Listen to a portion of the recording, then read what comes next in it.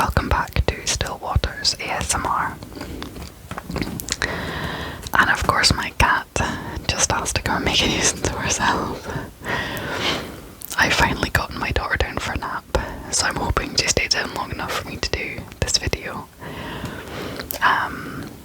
This totally wasn't a video I was planning up until like this morning, when I just really wanted to do a video about it. This is a subject that is kind of consuming my life at the moment, and I wanted to talk about it a little bit. And I've got some props here as a bit of a show and tell, but it's mainly going to be a bit of a whispered, that's the cat knocking the camera, a bit of a whispered ramble story time. I would like to preface it that I am really bad with dates and names and general historical details, but I like stories, and so this is like a preliminary, me just recounting what I know so far. I have got a bunch of books I'm going to show you, which I will eventually read when I get the time, and I may revisit this topic with like actual facts and dates and figures and do it like a proper informational video. But for now it's just going to be a bit of a whispered ramble. So I have purchased 3 books, and they are all segments of a story which affected my husband's grandfather. Now, I am big about family, I am big about history, and I think the stories of the people who went before are very important. And I guess now that I have a daughter with my husband, then his family's history has become my family's history because it's my daughter's family's history. And I find these stories really important. Now, I never met my husband's grandfather. It's his mother's father. But I have heard about him. We have his picture up on our wall, and he was, by all accounts, quite an incredible man. And he fought in the Second World War in Europe. Now, a lot of people know about Dunkirk. A lot of people know about this Dunkirk, as in just the success story. Very few people know about this Dunkirk, the men that were left behind. So in the Second World War, then a lot of British troops went to Europe to fight the Germans, and then in 1940 they were driven back to Dunkirk. What I'm going to do is I'm going to go ahead and find it in this atlas.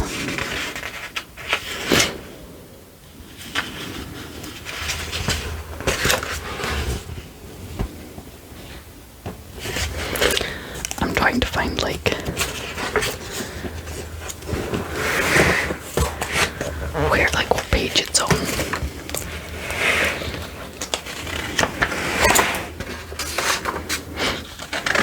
We might just have to flick through.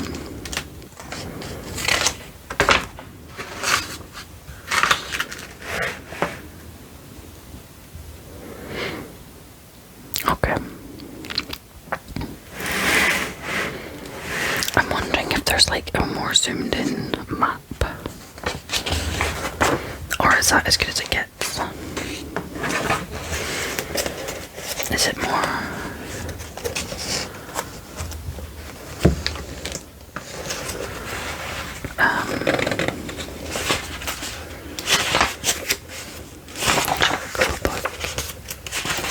I probably should have like looked this up before. Okay, so you've got France,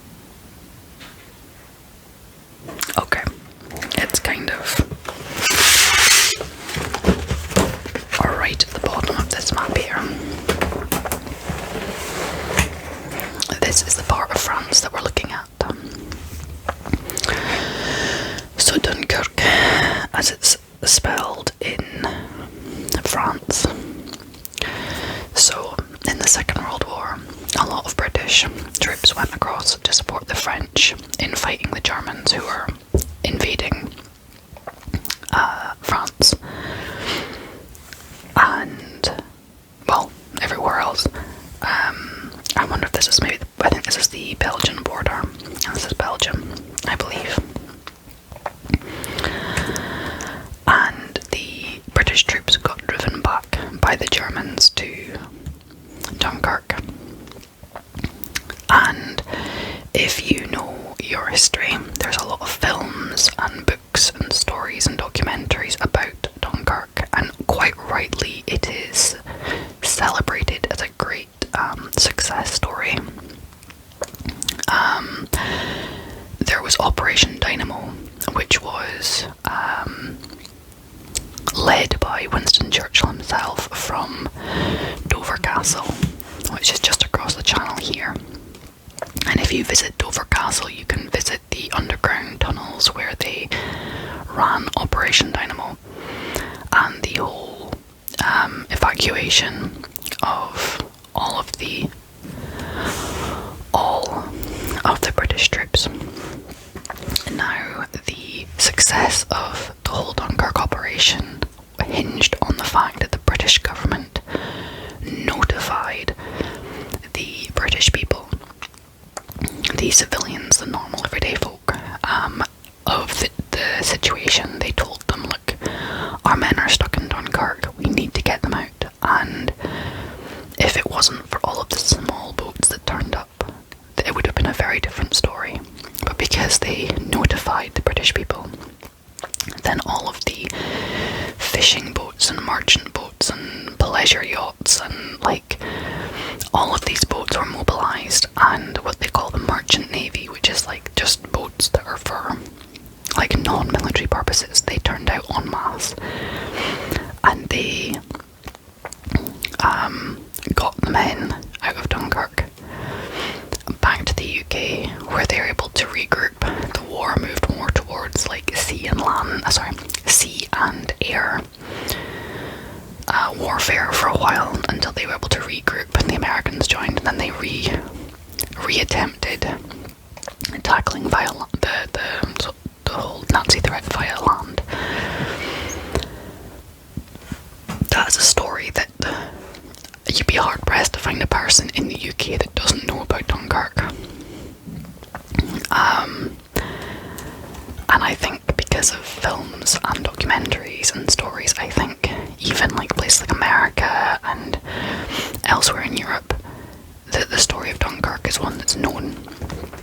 However, what is not known is that not everyone was evacuated at Dunkirk. Now, I mean, obviously people know that there was men who didn't manage to get physically to Dunkirk in time, and who were maybe stuck somewhere in the countryside somewhere else. But there wasn't just those men. There was also men who the British government intentionally left behind. But they didn't tell the British people, because it was a big political thing. The British people wanted to get all of their men out. They wanted to get all of their men to safety. But the French were feeling like they were being abandoned by the British. And so to keep the French happy, and also to act as a vanguard to hold the French advances, the 51st Highlanders were left behind. This is one of the Scottish divisions of the army. They were left behind in France to hold back the Germans while everyone was evacuated, and to support the French in the continuing fight. The British people were never notified or never informed that these men were there. They were never told, sorry, that was my cat sneezing. They were never told of these men who had been left behind, because it was a PR thing. The British people would have been very upset to know that they had intentionally sacrificed these men. Sorry, we have a cat invading Europe. She came and meowed really loudly right in the microphone, so I might have to edit that out. That's fine. She can sit in the North Sea and over the southeast of England. A little furry invader. So these men, they were put to the Maginot Line to hold back the Germans. The German war machine at that time was unstoppable. They were the dominating force. They were outgunning the French and British. That's why the British had to just evacuate and retreat at Dunkirk. They couldn't stand up against the German advances. So what chance if all of the British couldn't hold them back? What was one division of the 51st Highlanders? What were they gonna do? They got battered back all the way down the coast, past an area which people who know about the First World War will be very familiar with, is the Somme. So past where so many people lost their lives in the First World War, and they got sort of beaten back right along the coast to this town down here, which you can just see, St Valery on Go. I'm probably mispronouncing things, so I do apologise. Now here at St Valery, there's two St Valorys. There's one St Valery sur Somme, and there's St Valery on Go. It was this St Valery down here. They got beaten back to here, and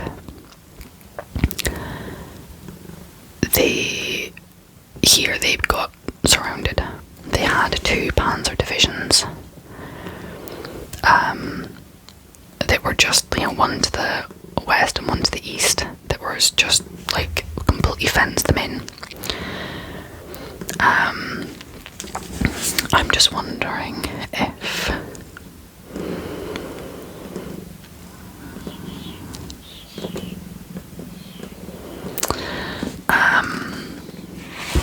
there's any maps or pictures in here. I've not had a look at these books yet. So the next book is St Valery, The Impossible Odds, and I don't know if there's any pictures in here because I've just purchased this book.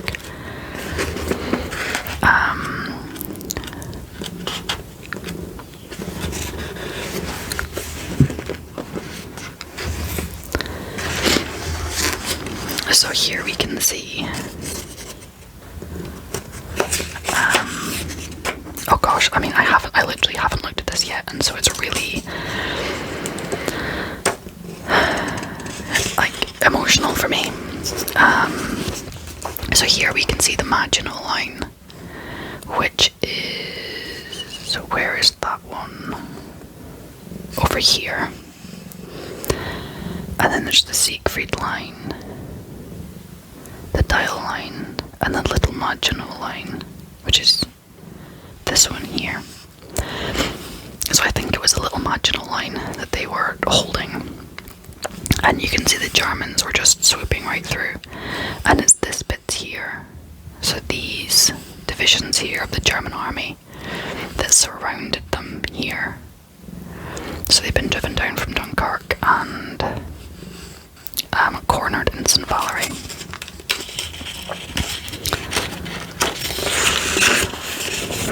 And here is the map with St Valery, and you can see they were surrounded on all sides. There was no escape, there was no getting away. They were cornered here. And here it shows the different divisions of the 51st Highlanders. So we've got the 2nd Seaforths, the 1st Gordons, the 4th Camerons, the 4th Seaforths, the 5th Gordons, and the 1st Black Watch. Now, okay, as always seems to be the way, I got a phone call right in the middle of trying to do my video.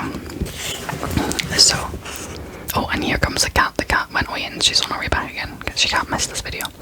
So I believe that my husband's grandfather would have been in one of the Gordons.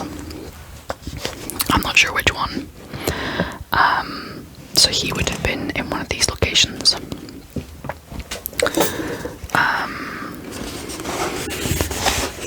I'm just gonna see if there's any more pictures about like that shows like the layout.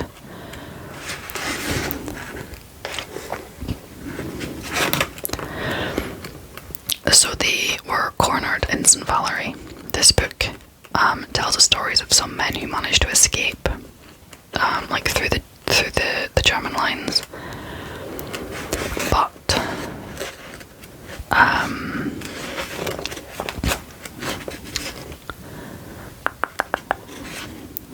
just seeing what pictures there is. I'm just looking to see if there's any pictures that shows like the town and the surrounding, like what the terrain looked like. Here we go. So we have got a really steep cliff, the town, and then the beach at the front. And St Valery after the action in 1940, showing the cliffs that many men descended using ropes improvised from blankets and rifle slings. So some of the men got trapped up at the top of these cliffs with the Germans behind them, and they tried to escape down over the cliffs. Many fell to their deaths. But they basically, some got down into the town and were on the beach, but the beach, they were hoping, they'd been told that the British Navy was going to come and fetch them just the way it did at Dunkirk. And they were told that just like at Dunkirk, all the men got taken out by boat. They were told that was what was going to happen for them. The only problem being Dunkirk's success was because of all of the merchant navy boats that turned up, because they had been told about the need. The British public did not know about the 51st Highlanders and the fact that they were still in France and the fact that they were still fighting. They didn't know that they were cornered at St Valery and in desperate need of a helping hand in the same way that the men at Dunkirk were. So there was no fleet of small boats turning up to rescue them. There was just a large military ships, the large military naval ships that couldn't come into the beach because the water was too shallow. It was really misty. They couldn't come in. And so there was no boats, there was no one coming for them. They were abandoned by the British government basically, and nobody came to help them, nobody came to rescue them. So some went down onto the beach to look for boats, but they were under heavy fire because there was Germans on, both sides. So the beach was not a safe place to be. They were basically hiding out in the town of St Valery. And so it was the 10th of June 1940. Now I'm recording this, I think it's the 13th today. So that kind of should explain to you why this has been on my mind lately. Because the anniversary was just recently. So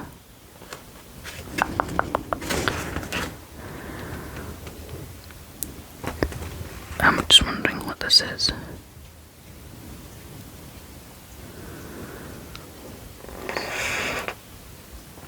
Okay, so that's the next part of the story. So, it was the 10th of June that they arrived in St Valery, and they hung around and were waiting and hoping for a way out, so that the 11th of June they were hoping to be able to get out of there, and nothing came. I believe it was late on the 11th, this is where I could be wrong with my dates and times, but I believe it was towards the end of the 11th of June that the French surrendered. And the British surrendered, I believe, the morning of the 12th of June, because the French around them had surrendered. They were out of ammunition, they were out of food, they were completely surrounded on all sides by two German panzer divisions. They were completely outgunned. There was no option but to surrender.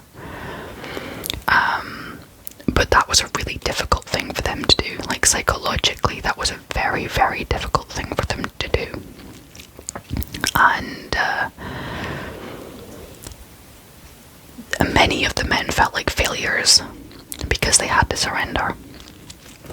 They were then, once they were captured by the Germans, they were then marched from St Valery through France, through Belgium and Holland and into Germany, where they were put on trains or coal barges and taken all the way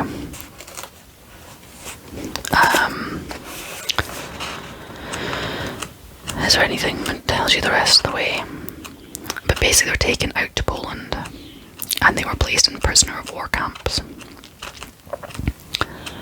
And that takes me on to the third book, which I have got here.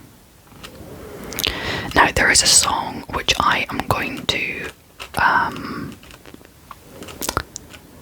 play. I'll put on the community tab,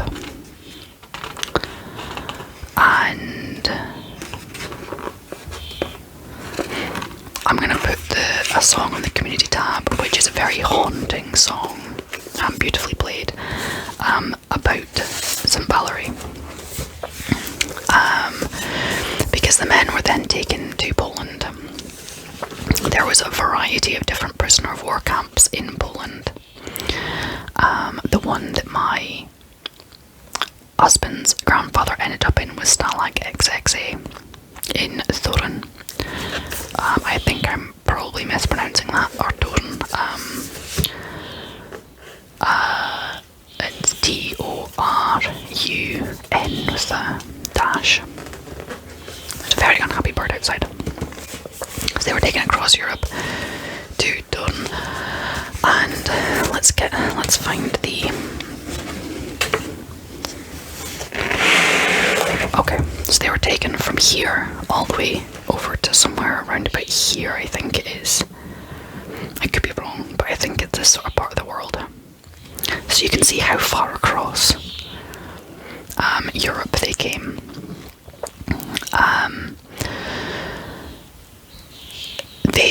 They arrived there in 1940, and they stayed there until the beginning of 1945.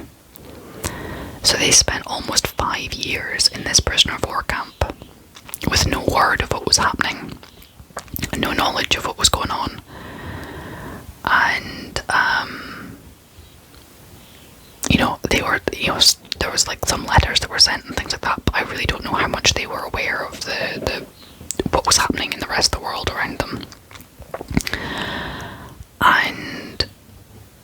But they knew that there was a war going on that they couldn't fight in, so that was really difficult for them, like mentally, to be sitting cooped up, unable to fight with their fellow countrymen for their country. That was really, really hard for them. And so they spent all those years. Then in like January, February of 1945, the Russians liberated the camp. Now,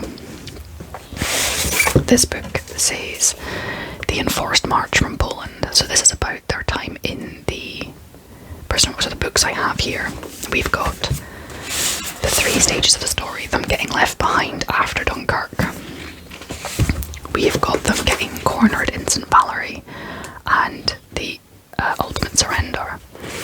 And then we've got their time spent in the prisoner of war camps in Poland, and then their liberation by the Russians. However, I was wondering if there's like a little blurb. So Stalag XXA was a Second World War German prisoner of war camp for non-commissioned officers located in Nazi-occupied Turyn in northern Poland. The camp consisted of 15 forts, which in September 1939, under the name of Stalag 357, was used to house Polish prisoner of wars who were captured after German forces had taken the Polish fort of Westerplatte. British prisoner of wars didn't arrive at the camp until June 1940 and were those captured during the Allied campaign in Norway. The evacuations of the British at Dunkirk and the men of the 51st Highland Division at St Valery. At its peak, the camp housed more than 10,000 men and was liberated by Russian forces on the 1st of February 1945. This book examines in detail what life was like in the camp for those held there, which over the course of the war numbered more than 60,000 men, including Polish, French, Belgians, British, Yugoslavs, Russians, Americans, Italians and Norwegians. The bulk of the book is based on a diary kept by Leonard Parker, a prisoner of war at Stalag XXA who was forced to undertake a march from the camp, commencing on 19th of January 1945, taking himself and his comrades to the Russian port of Odessa. It was a difficult march undertaken in harsh, wintry conditions, where lack of food, the cold, and the fear of death were their constant companions. The final leg of their liberation saw the men of Stalag XXA board the Duchess of Richmond at Odessa, before arriving at Greenock, Scotland on the 17th of April 1945, and finally finding their freedom. So they were liberated, but then marched from here. Odessa is down in what's now Ukraine, down at port here. They were then marched from here to here. Now bearing in mind this started in like January, February time. So it's winter time and there's a mountain range in here. There was a lot of men, if they didn't die at St Valery, and they didn't die en route, and they didn't die in the back camp, there was plenty of them that died en route to Odessa to finally get on a boat and then come around and around and around and up to Greenock, up here. So these guys had a really rough deal. Now to make it worse, when they got back to the UK, they got back to a country that knew nothing about where they'd been. They knew nothing about what had been going on. It wasn't like they were that the Dunkirk guys were welcomed home as heroes, and everybody knew like who they were, what had been going on. These guys came home to like nobody knowing what had been going on, where they'd been, and that was really psychologically hard for them. Not only had they been kind of like sacrificed for the greater good, nobody knew about what they'd been through, what had happened, and they came home to just like nobody knowing anything about what had happened, which is why for me it's so important to keep this story alive, to tell the story of these men, because it must have been so hard. Like the ones who survived all that, a lot of them felt a deep sense of shame for having first been captured, and then a sense of shame for they sat in a prisoner of war camp for 5 years while their countrymen fought and died for their country, and they would have heard all these stories of like all these battles that had been fought and won, and all this action that happened that they were no part of. They were sitting in a camp in Poland, not able to do it, contribute. So it would have been so hard, and they were away from their families for 5 years. It would have been so difficult, and then to come back home and just their experience of the war would have been so different from so many other people's, and it would have been really tough. So my husband is currently somewhere around here because he's gone on a motorbike tour holiday around Europe, but the main point of what he wanted to do is he wanted to come out here to Poland, to Toruń, to visit what's left of the prisoner of war camp. Now most of it is like been lost to time, because there's like 15 forts that made up that in Stalag XXA, but there's like one fort that's still standing, and he was able to speak to a local who got him inside. You're not supposed to go inside, but this local knew a way in because he grew up there and used to go in as a kid. So he got in there and was able to look around, and there's messages on the walls that were left by the prisoner of wars, and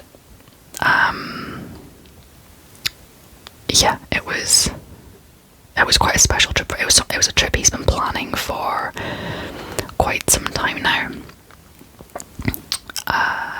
He was planning on doing it in 2020 for the 80th anniversary of St Valery being captured, but because of COVID, obviously that had to get cancelled. So he ended up going. Sorry, I'm getting really distracted by this map and where they've put different places. They're like, we'll just put you somewhere else. So he went, he'd planned to go in 2020, got delayed, and so he's finally been able to go this year, and finally was able to go and visit the place. Now, I am flying out at the weekend, and me, my daughter, and my in-laws will be meeting my husband in France. We're flying out and hiring a car. He'll be working his way back through Europe on his motorbike and meeting us in France. And we will be staying up near Dunkirk area for the first few days and doing some stuff around there, but including visiting Dunkirk, and there's a really nice aquarium. And then we're gonna go and spend a few days at St Valery because they're having the commemoration events this year. Normally there's a commemoration event on the 12th of June every year where the French sort of thank the 51st Highlanders for, and like remember the ones who died and the ones who were captured, and just remember what those men did for them, which is really important. And so they